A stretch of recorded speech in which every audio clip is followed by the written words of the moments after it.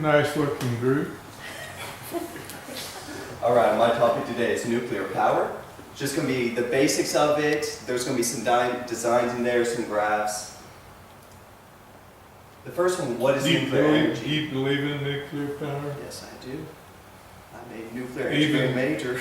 Even with I have to or I won't have a job. even with the danger? I'll go over that, don't worry.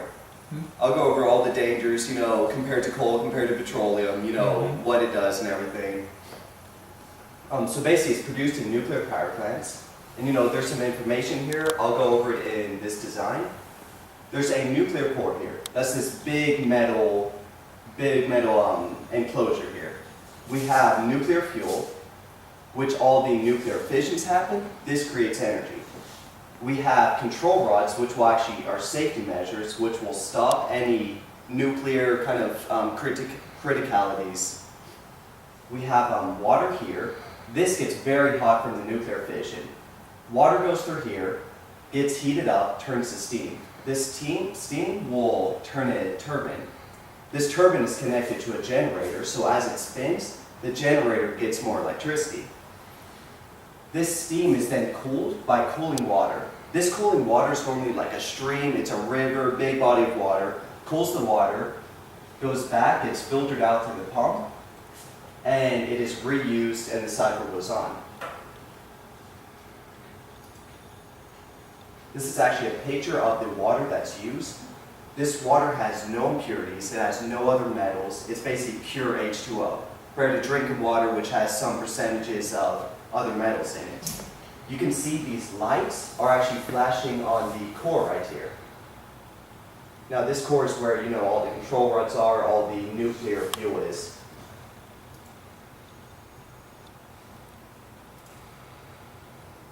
You see right here, this is a U-235 atom. This is what's going to split and create energy.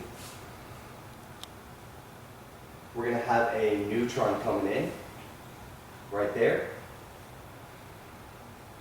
Comes in, interacts with the atom. This is going to split into two stable forms. There we go, two other atoms. More neutrons are here. They're going to hit U-235. Create more neutrons, they're going to hit other U-235s, create more and more. This creates a huge amount of energy, short time, you know, just with basically a few atoms. This is the very first nuclear reactor, basically. It was created in Chicago. It's a very kind of dense population. A lot of people live here, so they decide, hey, let's build a nuclear power plant here. This is actually a squash court in the University of Chicago. As you can see here, here's graphite that they use. It's graphite bricks. These are used as a moderator. Moderator is not, it doesn't slow down fissions or anything. It actually helps accelerate them, causes more fissions to happen. We have wood here, which encloses it. And as you can see here, here's a control rod. This control rod is connected to the uranium that's inside. This control rod, basically what they did, had a control rod, had one person standing here. You know, he had the worst job in the world at the time, I guess. He's next to this very first reactor, has a control rod in here. He's supposed to get centimeter by centimeter. Every centimeter, they do, you know, pages and pages and pages of hand calculations to see, you know, if this thing was going to go critical or not. So they were actually able to do this. On December 2nd, 1942, they actually made this a self-sustaining fission reaction. So it's this massive thing. They use 6 tons of pure uranium.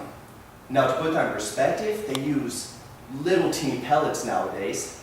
A nuclear bomb has 120 pounds of uranium in it. So these guys were using magnitudes higher compared to that.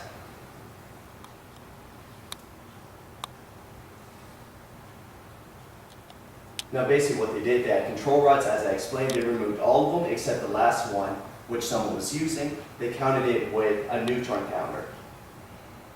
They actually did have some safety measures here. If you go back to this page, they had a control rod up here, which was attached to a rope. there was a guy standing on top of it, and if something was to happen, if this was to go super critical, which means that it would melt down and cause all this bad stuff to happen, he had an axe, would cut the rope. So you can see, it was very advanced for the time. They had this super advanced thing that created mass amounts of energy.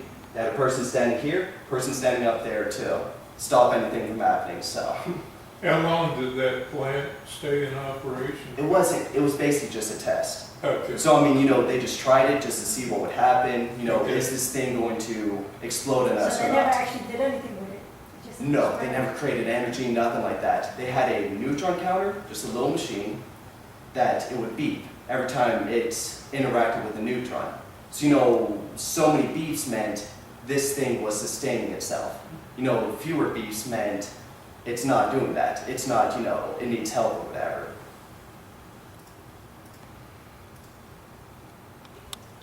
Now, we're just going to do some comparisons here. This is the cost of nuclear compared to other things.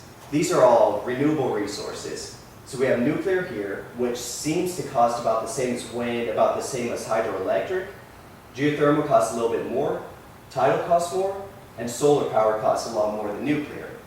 So we can see how much it's actually going to cost to use these things. Now this is compared to non-renewable resources. So we see that nuclear, it kind of costs around there. It's slowly declining compared to coal, which is increasing. Gas is increasing, and of course oil is increasing a huge amount. Now this is the energy density. That means how much energy can be created from 1 kilogram of these materials. You can see natural gas, it creates the most energy out of it compared to petroleum, crude oil, down the line. Now, I didn't include nuclear here because my graphs were completely skewed. If you actually look at it on this one, this is uranium, how much energy it can produce per kilogram compared to everything else. Just completely off the scale. Yeah.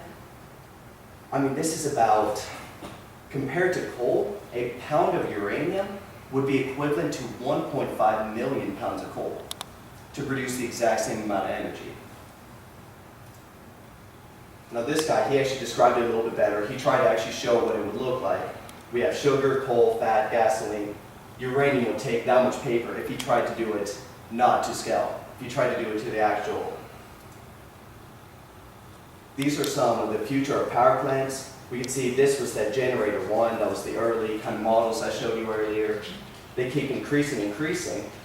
Basically, in the future, they're not going to use uranium. They're going to use a much safer thorium, lithium-thorium reactor. Much safer, there's much more of it. They can basically have better, efficient costs and stuff like that. Do we have any, how many do we have here in the States, do you know?